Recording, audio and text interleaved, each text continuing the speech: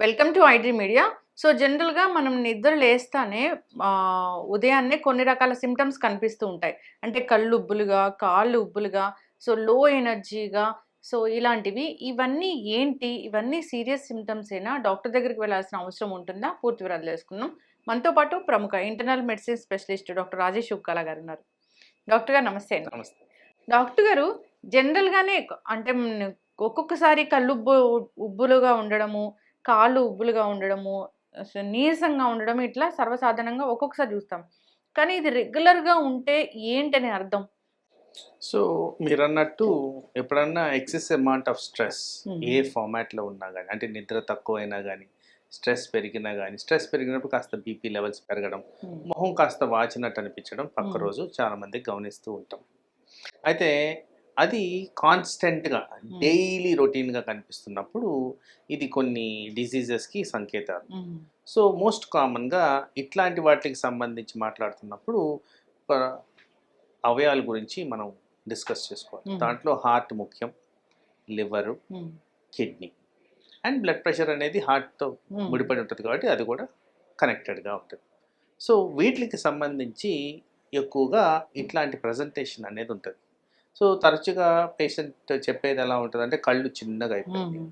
లేకపోతే కంటి చుట్టూ హ్మ్. వాపు బాగా వచ్చేసింది, మొహం అంతా రౌండ్‌గా హ్మ్. తయారైంది, కాళ్ళ వాపులు వచ్చినాయి, నడిచేటప్పుడు ఒకవేళ వాళ్ళకి కానీ మోకాలు నొప్పులు ఉంటే ఆ నొప్పులు ఎక్కువగా పెరిగిపోయినట్టు హ్మ్. కనిపిస్తుంది, మూత్రం సరిగ్గా రావట్లేదు, ఆయాసపడతారు, మామూలుగా డైలీ చేస్తున్న యాక్టివిటీస్లో హ్మ్.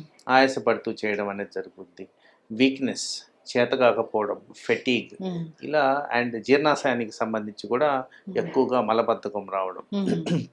తర్వాత కడుపు ఉబ్బరంగా అనిపించడం, తినలేకపోవడం, ఆకలి లేకపోవడం, హ్మ్. ఇలా వివిధ రకాలుగా ఈ ప్రజెంటేషన్స్ అనేవి హ్మ్. ఉంటాయి. మోస్ట్ కామన్‌గా ఇదంతా కూడా బాడీలో ఫ్లూయిడ్ రిటెన్షన్, అంటే వాటర్ నిలువలు పెరిగినప్పుడు హ్మ్. జరిగే ప్రక్రియ అది. హ్మ్. సో దీన్నే మేము యానసార్కా అంటాం. హ్మ్. అదొక జబ్బే. అదొక కండిషన్.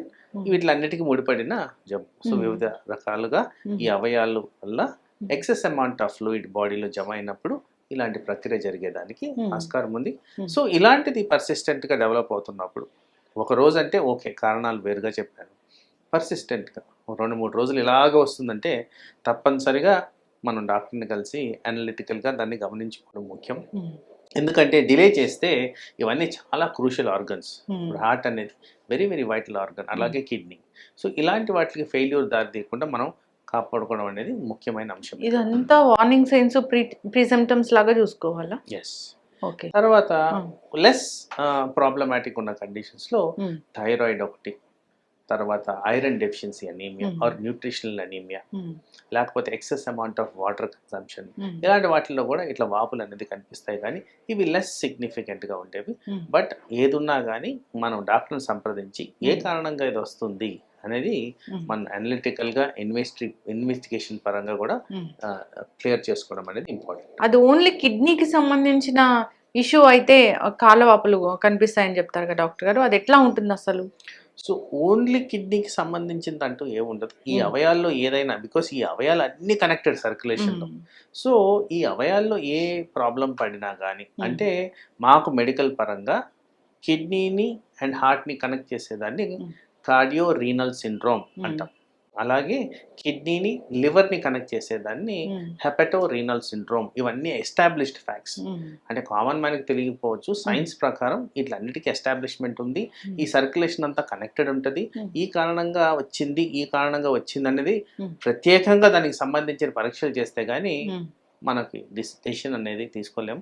సో వాస్తవానికి ఏ పేషెంట్‌కైనా సమస్య వచ్చినప్పుడు అది కిడ్నీయా, హార్టా అనేది హ్మ్. ఫస్ట్ నిర్ధారణ అనేది చేయాలి. డాక్టర్. దానికి డాక్టర్‌ని సంప్రదించడం అనేది హ్మ్. ముఖ్యం. డాక్టర్ గారు ఈ మధ్య వింటున్నాం ఏంటంటే కిడ్నీ బీపీ హార్ట్ బీపీ అట్లా ఉంటుందా? అట్లా ఏమి ఉండదు. నేనన్నట్టు ఈ హ్మ్. సర్క్యులేషన్ మొత్తం కనెక్టెడ్. హ్మ్.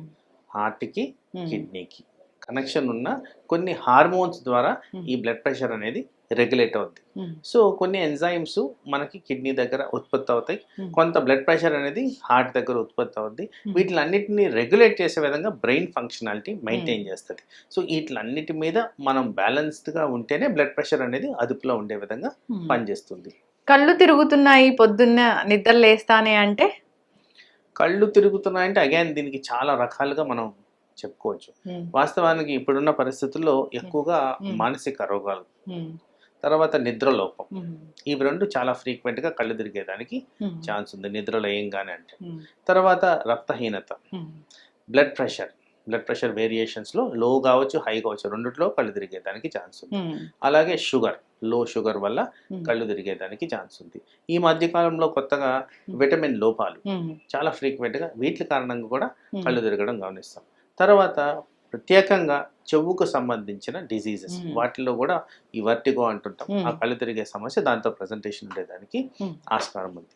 తర్వాత ఎక్కువ శాతంలో ఈ మధ్యకాలంలో స్క్రీన్ టైం వల్ల కళ్ళు మీద భారం, బ్రెయిన్ మీద భారం, ఆ విధంగా కూడా కళ్ళు తిరిగే సమస్య తలెత్తేదానికి ఆస్కారం ఉంది. సో వివిధ రకాలుగా ఈ కళ్ళు తిరిగే సమస్య అనేది తయారవుతుంటుంది. సో ఇది దేనికి కనెక్టెడ్ అనేది నిర్ధారించడం అనేది ముఖ్యం. దాని విధంగా దాన్ని ట్రీట్ చేసుకోవడం కూడా ముఖ్యం. లో షుగర్ అంటే?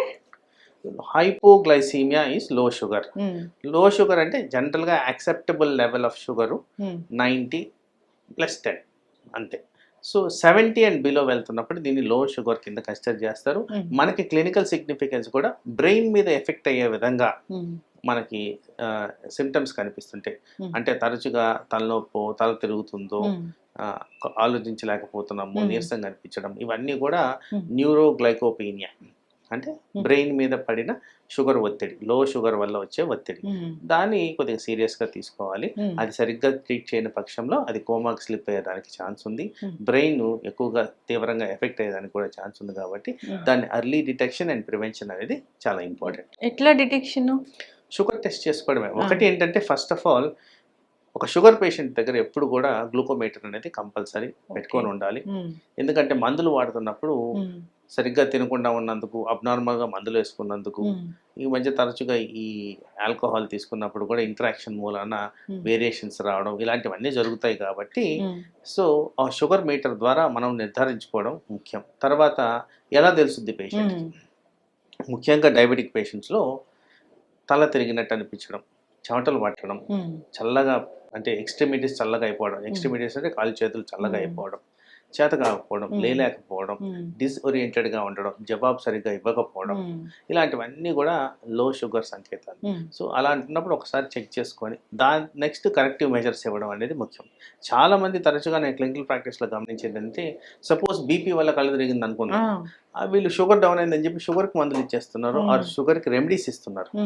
అది తప్పు అయిపోతుంది. ఎందుకంటే హై షుగర్స్ వెళ్ళిపోతుంది. దానివల్ల ఉన్న బ్లడ్ ప్రెషర్ వల్ల ఇంకా ప్రాబ్లం వచ్చేదానికి ఆస్కారం ఉంటుంది. కాబట్టి కంపల్సరీ ఒకసారి చెక్ చేసుకోండి. చెక్ చేసుకోవడానికి 1-2 minutes కన్నా ఎక్కువ పట్టదు.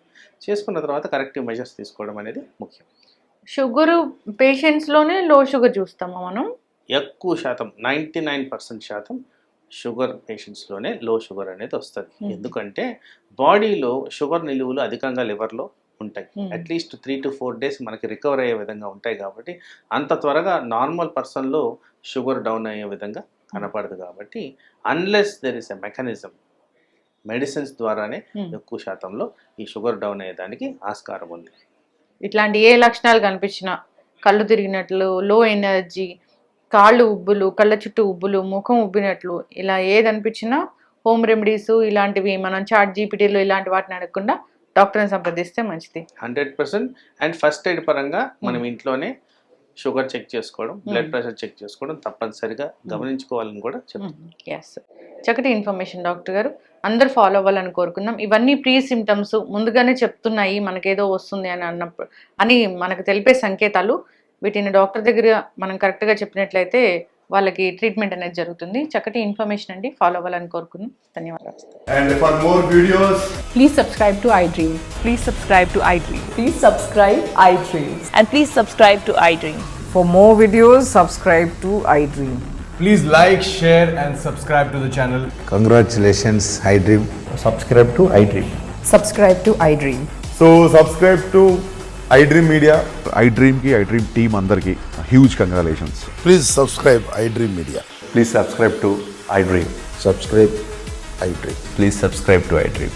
ఐ డ్రీమ్ అంటే నా కళల ఛానల్ను సబ్స్క్రైబ్ చేసుకున్న నోరు తిరుగుతలేదు, మీరైతే గంట గుర్తు కొట్టరు. For more such videos, please subscribe to iDream. Subscribe to iDream. Please subscribe to iDream. Please subscribe iDream Media. Please do subscribe to iDream. Please subscribe to I dream media. For best entertainment and information, please subscribe iDream. And don't forget to subscribe to I dream.